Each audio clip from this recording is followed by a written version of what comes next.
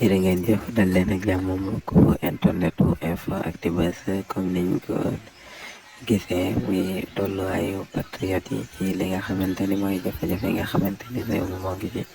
ak ki nga xamante ni mooy leader bu Pastef di Ousmane Sonko ay vidéo yu am solo comme li nga xamante ni dinañ koy faral di ko defee fii ci info Actubuzz. des fois ñu dem ci TikTok bi dal di fay tànn yenn ci vidéo yi nga xamante ni patriote yi ñoo ngi koy def ndax kat kenn ku ne xam na ni ñoom kat jamono ji dafa mel ni dañoo gën a am engagement ak détermination ci li nga xamante ni si la nekk ndax kenn ku ne xam na ginnaaw bi nga xamante ni lii di tribunal nee nañ jël nañ seenu dogal ngir daan kii di Ousmane Sonko ñaari ati kaso yoo xamante ni daf ko war a tëdd loolee taxul benn yoon ñoom ñii di patriote yi ñu dellu ginnaaw ba gis nañ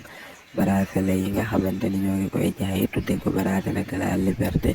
ñu ngi ciy jaay lu bëree bëri ñi nga xamante ni ñoo dem ci siège Pastef gis nañ ni nga xamante ni la ko patriote yi yitte woowe donte ni gis nañ kii di Khalifa Sall moom itam mu defar ay bracelet di ko jaay téeméer